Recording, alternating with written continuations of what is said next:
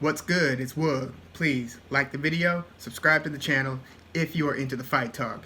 We've got Zhang Weili, 21-1, defending her UFC Strawweight Championship versus Thug Rose Namajunas, 9-4. Boy, this is a cool fight. You know, looking at the records here, you wouldn't even think that this is as interesting and competitive a matchup, at least on paper, as it appears to be. In fact, if you look at Rose Namajunas and you look at her record alone, 9-4, it's not gonna just jump out and wow you. It's not Khabib's record or John Jones or even anything close to that. I mean, Curtis Blaydes has a better record than Rose Namajunas. But you also have to look at her career trajectory to really get a holistic idea of her road to the championship. We're talking about a former strawweight title holder here. So I wouldn't be totally deceived by this record, but I do think that elements that went into Rose's losses, except for the Jessica Andrade TKO, where she was winning pretty much the whole fight and then got dropped on her head, knocked out.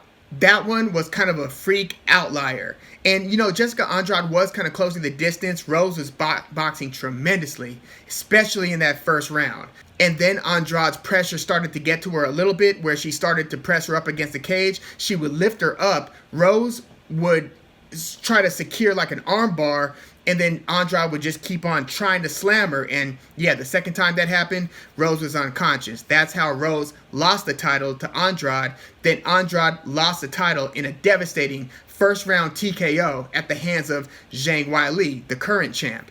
Now, Rose Namajunas, she competed in that Ultimate Fighter, and she made it to the finals, where she then lost to Carla Esparza via submission. I think it was like a rear naked choke. And at that time, you know, I don't think people really envisioned that she was going to become as good as she had gotten over the course of her next several fights. So after losing that Ultimate Fighter final versus Esparza, she beats Angela Hill, who herself has improved a lot in the last couple years. She stopped her with a submission, and then she beats Paige VanZant, who's now in bare knuckle boxing. Paige VanZant was kind of the shiny new object that the UFC was trying to fast track to greatness, largely because of her looks and marketing potential. And Rose stopped Paige too. Now, she lost 2 fights later. She had beaten Tecia Torres via decision, and then she lost to Karolina Kowalkiewicz. That was a very competitive fight. In fact, it was fight of the night. Rose was just on the other side of a split decision loss to Kowalkiewicz.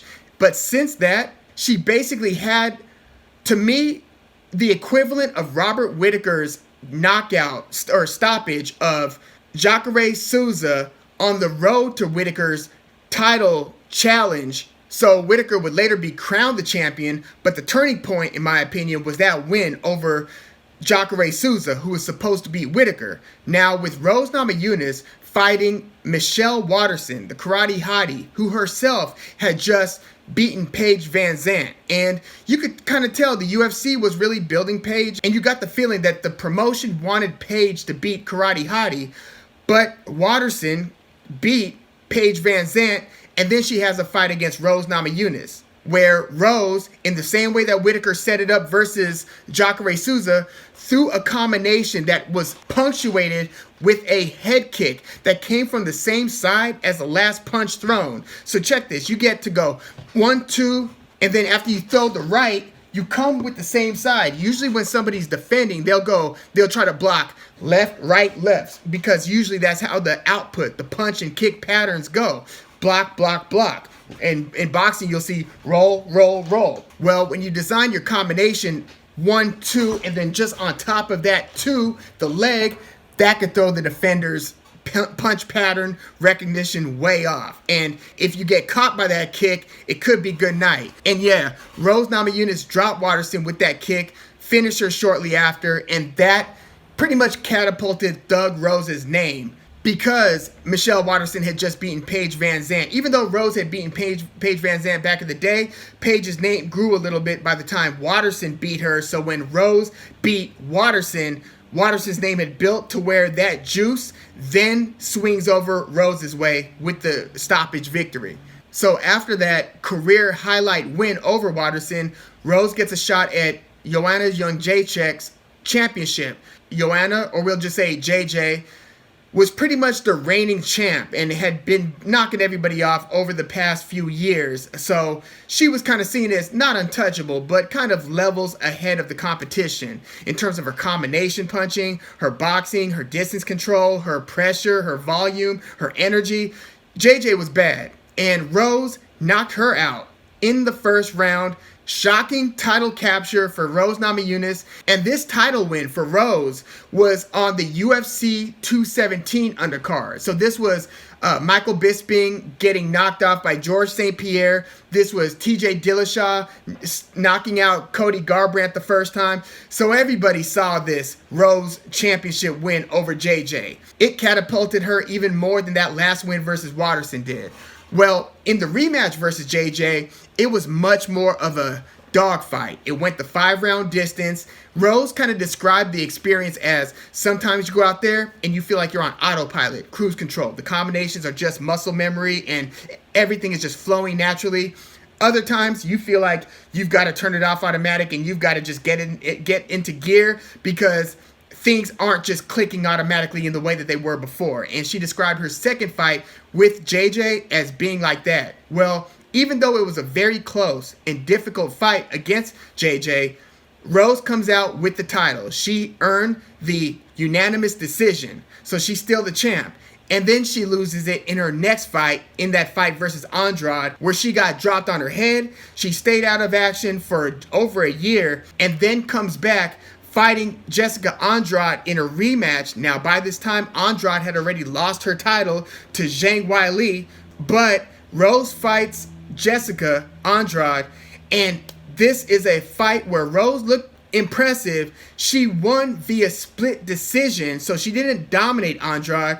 She definitely won early, but Andrade was coming on heavy late. She cut Rose badly, so Rose is a bloody mess by the end of this fight. She gets her hand raised at the end of the day, and she seemed pretty, positive about the whole experience. She, even though she, kind of took a beating herself, she sounded very optimistic and very excited and very, this was just the kind of fight I needed to get back into the groove.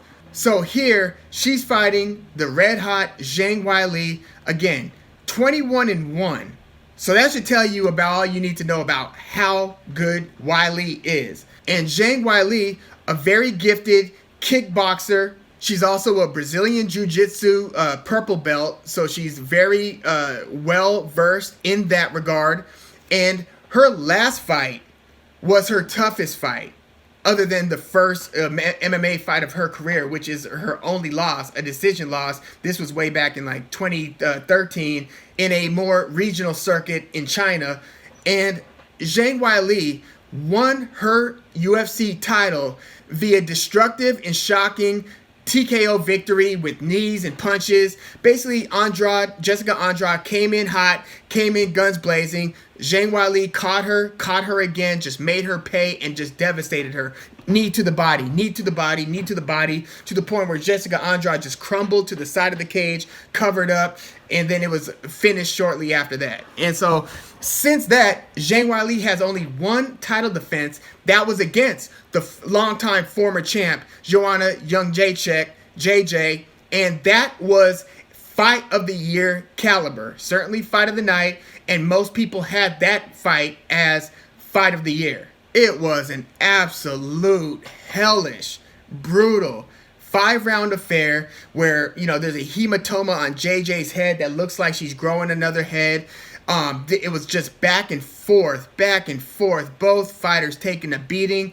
Neither one was relenting to the other person's pressure or effective strikes. This was a stand-up, just knockdown, drag-out fight between two absolutely determined warriors. And who knows, that might have been JJ's last shot at the title. And, JJ wanted to recapture that greatness, and she came in and she brought everything she had.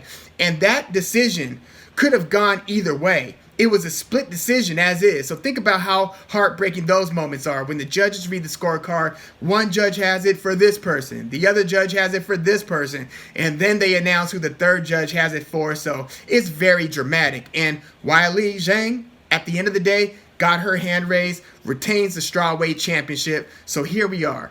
And stylistically, this is an interesting matchup. I think Zhang Weili, I think she's the harder hitter. Rose Namajunas, when she's at her best, she just boxes her ass off, man. She can move, she could jab. Her jab is so phenomenal when it's really popping. And it just opens up so many other opportunities. So do her leg kicks. You know, she's a black belt Taekwondo specialist. Rose Namajunas is. Black belt in Taekwondo, black belt in karate. She's trained by one of the best boxing, kind of kickboxing specialist trainers out there in Trevor Whitman. That's basically who has gotten or helped Justin Gaethje improve his stand-up game so much. That's also who Kamaru Usman, the current welterweight 170-pound champ, has gone to for further guidance and training. So between Trevor Whitman and her husband, Pat Barry, Rose Namajunas is getting excellent training. She's about as good as it gets in terms of the sweet science in boxing, kickboxing, in terms of controlling distance, hitting and not getting hit, slipping, jab, jab, move, head movement, everything that you want to see out of a stand-up fighter, right? She doesn't have, in my opinion, the most devastating power, even though she stopped JJ, but she's an outstanding counter striker.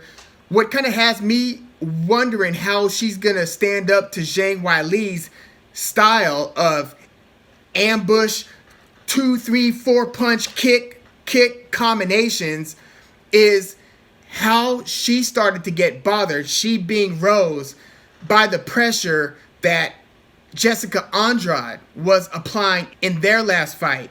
Now, like I said, before Rose got dropped on her head in the first fight versus Andrade, she dominated the first round, looked brilliant, but then she started to slow down a little bit in the second round. She was still boxing and kickboxing effectively, moving her head, circling, a lot of lateral movement, jab, jab. But Jessica Andrade was closing the distance. And Zhang Weili will just give you hell for as long as you could take it. So this has the makings of being a situation where I could definitely see Rose winning the first round.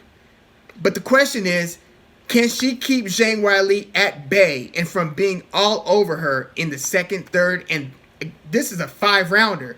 Now, she was able to do so successfully in the second fight versus JJ, her being Rose, was able to win that close decision win against JJ in the rematch. But again, the volume did give her a lot of difficulty, and it was a tough fight.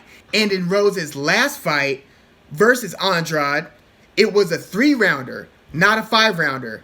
Now, I don't know how much different it would have been as a 5-rounder, because sometimes you pace yourself for the 5-rounder, whereas you start to empty the clip a little earlier in a 3-rounder. So maybe Rose would have re-strategized her energy output, but it just looked like she was under a lot of duress by the time that end of the third round horn sounded versus Andrade in that rematch. So that is one concern that I have for Rose. The concern I have for Zhang Weili is how much she got hit versus JJ in that all-time classic full 5-rounder at UFC 248. Again, I cannot overstate how brutal of a bout that was for both Zhang Weili and for JJ. And Zhang Weili took the kind of beating in that fight that really, a similar beating to what Robert Whittaker took in that second fight versus Yoel Romero in that 5-round, again, knockdown, drag out, super fight, just one of those fight of the year fights that you wouldn't wish on your worst enemy, really. And it was a fight that I think, set Robert Whittaker's career back significantly. Like, he didn't return to the cage for over a year, and when he did, he got stopped by Israel Adesanya. Yoel Romero didn't return to the cage for like another year plus after that second fight between Whittaker and Romero. That was the same kind of fight I saw between Zhang Weili and JJ, and it has been just over a year since that fight.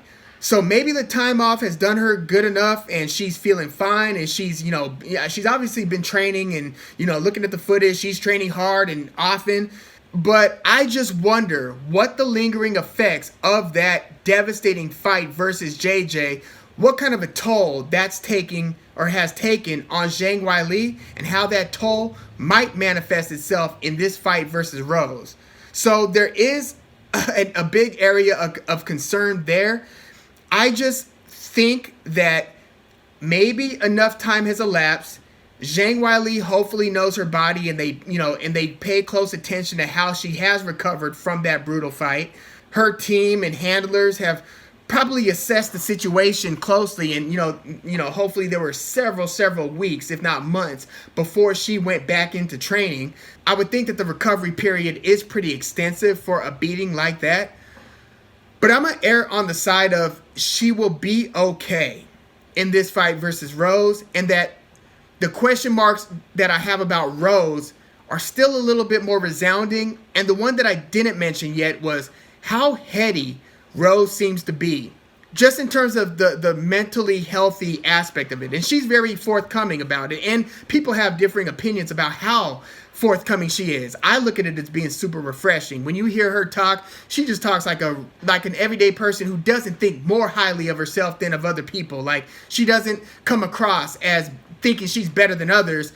But sometimes you could look at that and say, well, do they think that way, but they're putting on this? I'm not even going to go into over-analyzing that, but I do find her persona to be pretty refreshing. Now, she did totally step in shit with a dumbass comment about Zhang Weili and being Chinese, and her overall, connections to China. Rose saying, I'd rather be dead than red, talking about China and just communism as a whole. Now, Rose is of Lithuanian descent, so her family obviously has deep resentment, feelings to all things USSR and communism. So look, I'm not even talking about Rose's comments as they pertain to her feelings of communism, but to tie Zhang Weili in any way and to leave that on her doorstep as if she is somehow responsible for the acts of the country that she comes from, give me a break. Imagine if that same threshold was applied to everybody else. That is kind of nuts and irresponsible, and I hope that she eventually dials way back and recants and really clears that one up, because she looked pretty foolish saying that. But I'm not even talking about that necessarily as it pertains to this fight with Zhang. I'm just talking about her varying levels of commitment to the sport. She's hot, then she's cold, and she's hot, then she's cold, and I really can't be certain of the Rose that we're going to get against Zhang Weili. I mean, if she's dialed in, then that is usually good for Rose, but it just seems like she kind of vacillates in that regard, so I do have to somewhat factor that in, and I am going to go with the more active as of late. It's been a whole 3 years since the last time Rose went a 5-round distance. So her last fight was a 3-rounder. The fight before that only went to the 2nd round. Now, Zhang Weili herself has only experienced 1 5-rounder, and that was in her last fight. But I just feel like she has been more dialed in, more fully committed, and I think that her skill set alone would be a bad matchup for Rose because of how much of a volume striker, how explosive she is, how quick she is with her strikes. I mean, she could get in and out of the pocket pretty quickly. And even though we saw Rose handle it well versus JJ, I think that Weili Zhang is a little bit better at this stage of her career than JJ, even though they just had a dead even fight. I just see Zhang Weili's speed and her combinations and the power in her kicks and punches taking more of an immediate toll on Rose than JJ's striking took on Rose. And so I'm actually going to go Zhang Weili 3rd or 4th round stoppage. I think that she's going to eventually stop Rose. That sounds, man, this is going to be a good fight. I can't wait for this one. Like, this is one of the funnest and coolest fights that you could think of making in any division. And I really just hope that we are getting the best of Rose Namajunas here, because if we are, then I could very well be wrong in my prediction, my assessment, or whatever. Because, again, she can box and kickbox her ass off. She's about as good a boxing, kickboxing mover as you get in the sport in terms of lateral movement, in and out, and just overall use of the jab. And she's a little bit longer than Zhang Weili, a little bit taller with a little bit longer of a reach. Now, how effectively she will be able to utilize that, we'll find out. But I think that Zhang Weili's ability to collapse the pocket and to dictate the terms of the exchange will take that power away from Rose. And by power, I don't mean the power of your strike. I mean the power in being able to dictate the terms of the exchange by controlling range and distance. I don't know if Zhang Weili will afford Rose that type of choice and decision. So I'm going Zhang Weili via third or fourth round TKO-ish stoppage. But yeah, let me know what you think about this championship fight. Please leave your comments in the comments, like the video, subscribe to the channel if you are into the fight talk. I'm Woog. Thanks for tuning in.